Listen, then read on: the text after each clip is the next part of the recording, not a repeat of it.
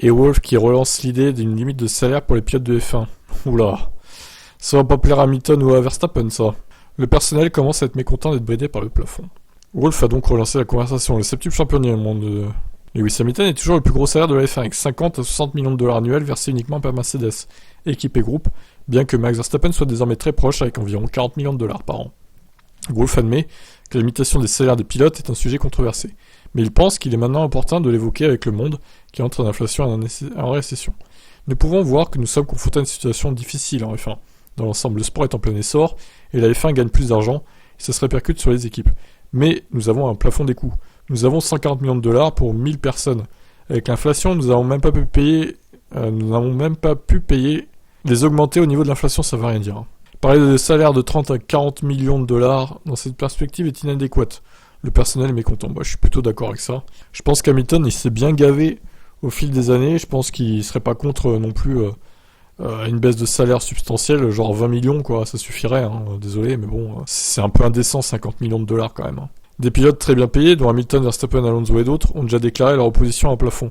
Et Wolf admet qu'en tant que pilote, je dirais peut-être la même chose. Mais les ligues américaines qui ont plus de succès au monde ont instauré des plafonds salariaux il y a 15 ans. Ça fonctionne plutôt bien là-bas.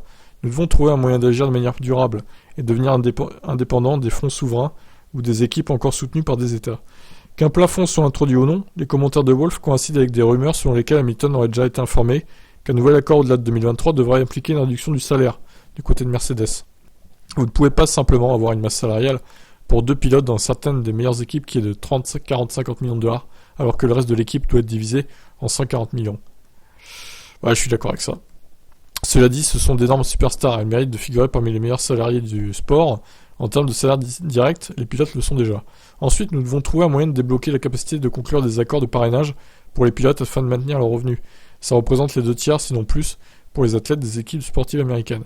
Mais certainement, en salaire direct, les pilotes de F1 sont les mieux payés, et nous voyons donc du personnel être mécontent lorsqu'on leur refuse d'augmenter les salaires, ne serait-ce qu'au niveau de l'inflation, parce qu'on a cette limite de coût.